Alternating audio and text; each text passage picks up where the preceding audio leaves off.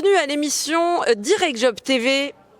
Nous nous retrouvons aujourd'hui pour notre émission Touche pas à mon artiste. Nous sommes dans les locaux d'Imptom Groovy à Eura Technologies par un super beau temps. Oui, c'est vrai, très beau temps. Alors, je suis Coco et aujourd'hui, nous avons le plaisir d'accueillir Michael Louchard. Bonjour Mickaël. Bonjour Betty, bonjour Coco. Bonjour. Effectivement, on est en plein soleil. Alors ça va Ouais. être l'inconvénient, c'est que je vais avoir les Les yeux soleils dans les plissés. yeux. J'ai l'impression que je vais tout le temps faire Robert De Niro. Ouais. Toute l'interview, ça va être Robert De Niro. Tu vois, je crois. Tu feras le vieux. Ouais, faut être vieux. Hein. Voilà, exactement. On est bien content de t'accueillir aujourd'hui Bah oui, moi aussi. pour parler de ton métier. Oui, bah c'est Direct Job, c'est ça? C'est pour ça? Ouais. On D'accord, parle de métier, d'accord. donc artistique. Ouais. Donc, tu fais quoi déjà? Eh bien, moi, je suis comédien. Alors, comédien au théâtre, comédien pour les films, les téléfilms.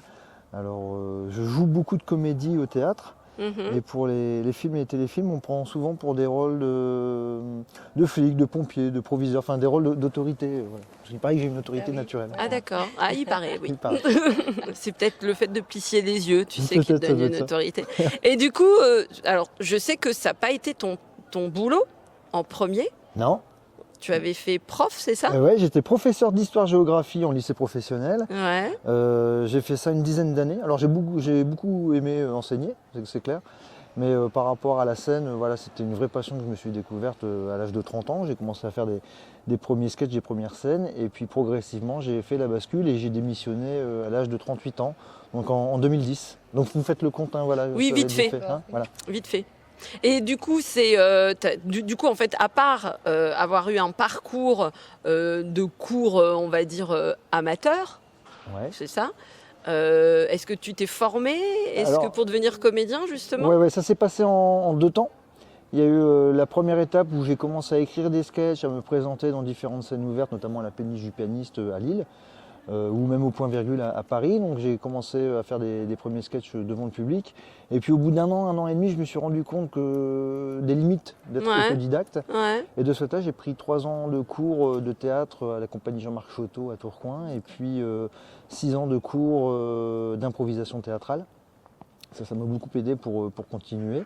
Et puis après, j'ai continué à écrire des spectacles, des seuls en scène, une comédie que je joue actuellement à Paris, Ouais. au Petit Palais des Glaces, là, d'un sexe à l'autre, avec Ouais. Émilie Delettré, produite par Véron Productions d'ailleurs. Mhm. Et voilà, et j'ai pu, maintenant j'en vis très bien, je vis de mon Donc en de fait, ma passion. c'est un mélange formation continue entre guillemets et autodidacte. Complètement. Du coup. Complètement. La meilleure formation, c'est de se présenter devant le public et d'être Et à de l'écoute du tester. public et de Ouais. tester. La vérité, elle est au public. Enfin voilà, si ça fonctionne, eh bien on peut continuer. Si ça fonctionne pas, il faut se remettre en question, il voilà. faut réécrire, il faut reprendre des cours. Ouais. Voilà, c'est du travail, c'est du travail. Et qui a payé du coup? Qui paye? Oui, qui a pour payé, l'instant, qui paye aussi ouais, encore alors c'est maintenant. un travail de fourmi. On n'arrive pas comme ça à vivre de ce métier-là du jour au lendemain. C'est une brique, une par brique, une brique par brique. Ouais, Voilà. ouais. Je pense que tu sais de quoi tu parles du coup. Ouais. Puisque bah oui, ça fait 10 ans que je suis intermittent du spectacle. Ouais. Et c'est vrai que j'ai eu la chance de ne pas courir après le cachet, comme on dit un peu D'accord. vulgairement.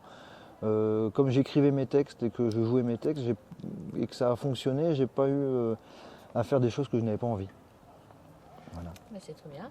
Une question, Madame Coco? Bah non, écoute, tu as posé un peu toutes celles que je voulais poser, bien voilà. sûr, parce que c'est une pipelette. dernière. Voilà. Une duplette en 5 Oui, minutes. t'es pipelette. Hein.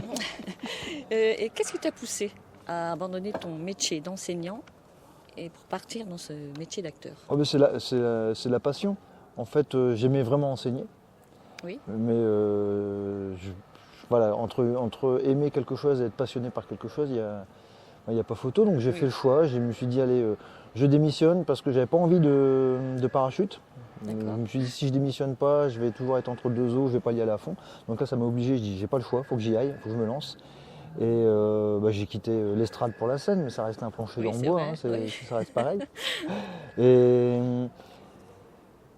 c'est vrai qu'au départ, il y a eu quelques appréhensions parce que démissionner d'un boulot Bah oui, comme voilà, c'est l'éducation nationale, la fonction publique avec un salaire garanti, mais je me suis dit, Je me suis dit ça va être linéaire, ce métier va être linéaire, j'ai pas envie de quelque chose de linéaire, voilà, que tout soit écrit d'avance. Je voulais quelque chose d'extraordinaire, alors parfois c'est compliqué, parfois on se prend des gadins, puis on se relève, on remonte et on continue. Donc Oui. voilà, c'est chouette. Il faut être persévérant dans ce métier. Et puis, en fait, c'est la passion qui a parlé. Voilà. Et puis je commençais vraiment à m'ennuyer en tant que prof. Ouais.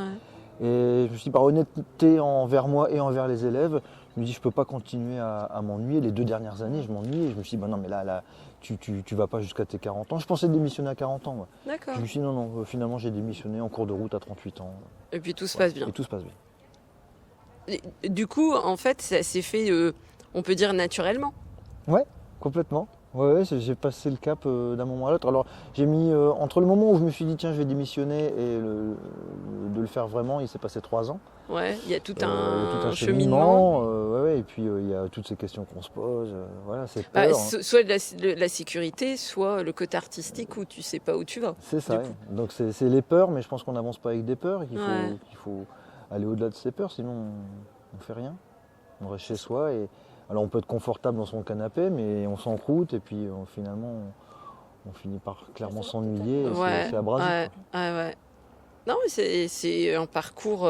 T'as un parcours qui est différent par rapport à d'autres qu'on a pu recevoir à l'émission, mais c'est bien de s'inspirer de personnes qui ont justement décidé d'être artistes, mais à leur façon, quoi, on va dire. Ouais, et puis il faut pas oublier. Enfin, moi j'étais très timide.